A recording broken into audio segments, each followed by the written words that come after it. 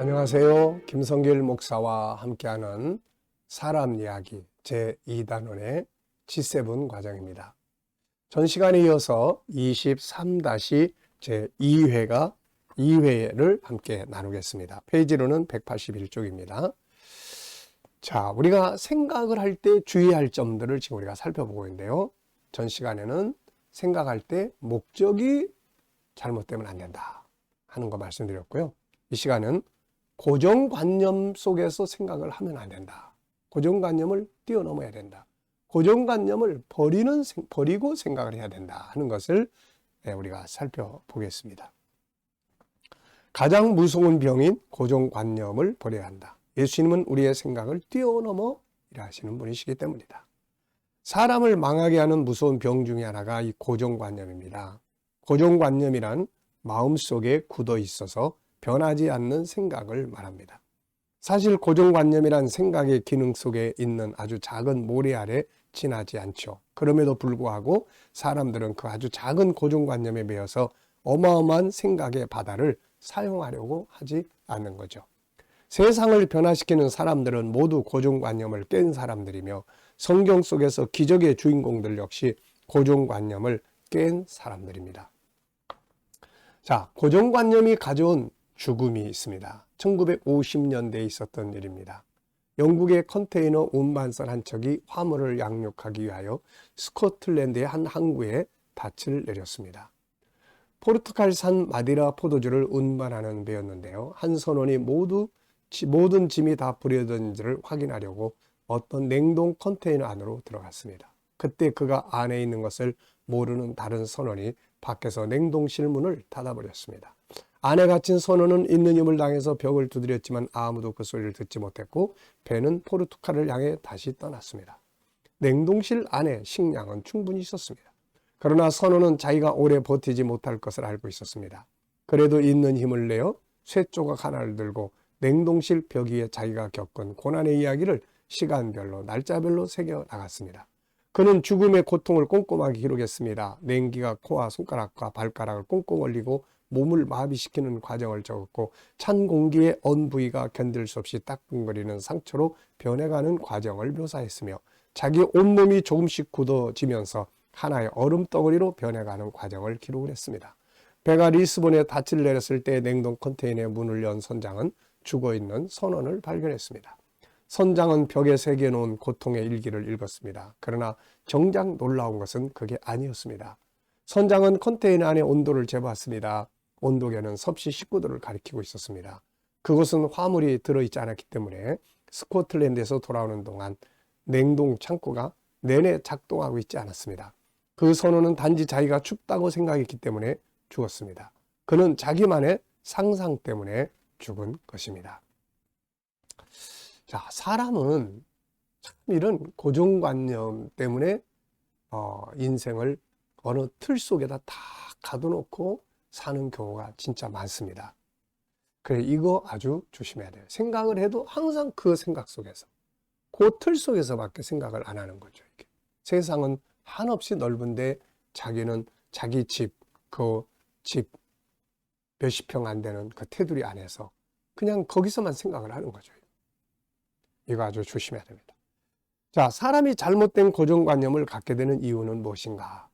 자, 우선 본성적인 부정적인 고정관념이 있어요. 본성에서 나오는 부정적 고정관념.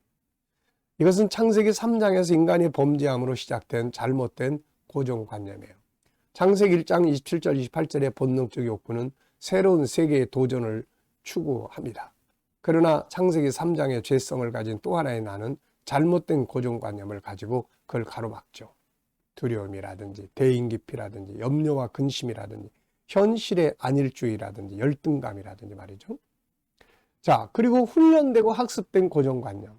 사람들은 태어나서 성장하는 과정에서 혹은 사회생활을 하는 동안에 서서히 길들여지기 시작을 합니다. 부모, 선생님, 친구, 동료, 상사, 아내와 남편의 어떤 그 강압 이런 것들에 의해서 무시하고 한계짓는 말들 때문에 더 이상 나아가지 못하고 나는 이런 존재야. 나는 아무것도 못해. 이런 자기 한계의 성 안에다가 가둬버리는 경우들이 생기는 거죠. 자, 우리가 코끼리들을 보면은 고정관념 때문에 노예가 된 코끼리들도 많이 있죠. 서커스단에서 코끼리를 길들이는 방법으로 처음에는 큰 말뚝에 단단한 밧줄로 코끼리를 묶어둔다고 합니다.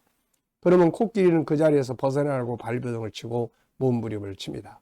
그러나 몸부림을 치면 칠수록 고생만 하게 되고 나중에는 코끼리 스스로 아무리 몸부림 쳐봐도 소용이 없다는 걸 깨닫게 되죠. 코끼리 조련사는 날짜가 지나면서 말뚝은 점점 작게 하고 밧줄은 가늘게 합니다. 나중에 조련사가 손가락만한 나무에 실오라기 같은 작고 가느다란 줄로도 집채만한 커다란 코끼리를 매놓을 수가 있다는 것입니다. 1톤 정도 무게가 나가는 무거운 물건들도 손쉽게 들어올 수 있는 힘을 가진 코끼리는 스스로 나는 말뚝에 줄을 메어두면 꼼짝 못해, 몸부림치면 칠수록 고생만 해, 아예 가만히 있는 게 좋아 라고 생각을 하고 있기 때문에 조련사는 가느다란 줄로 코끼리를 묶어 놓을 수 있다는 것입니다. 벼룩도 마찬가지라고 합니다. 벼룩은 원래 자기 몸의 70배까지 뛰어오를 수 있는 능력이 있다고 합니다. 점프의 천재죠. 그 벼룩을 병에 넣고 뚜껑을 닫아 놓으면 벼룩은 계속해서 밖으로 나오려고 뛰어오릅니다. 그러나 아무리 뛰어도 밖으로 나갈 수 없고 오히려 병뚜껑에 머리를 부딪히면서 서서히 생각이 바뀌어진다고 합니다. 아, 내 능력은 병뚜껑이구나. 아무리 뛰어봐야 나는 병뚜껑 이상을 뛸 수가 없어. 가만히 있는 것이 좋겠다. 뛰어봐야 나만 고생이다. 이것이 바로 벼룩의 생각이라고 합니다. 이때 병뚜껑을 열어놓으면 벼룩은 뛰어서 밖으로 나갈 수 있는 기회가 왔고 실제로 나갈 수 있는 능력이 있음에도 불구하고 열린 병뚜껑을 쳐다보면서도 뛰어오르지 않는다는 거죠. 벼룩은 전에도 수도 없이 뛰었지만 할 수 없었어. 안 돼. 할 수 없어 라고 생각하면서 이제 안 됐으니까 오늘도 안 될 것이라고 아예 시도조차 하지 않는다는 거죠.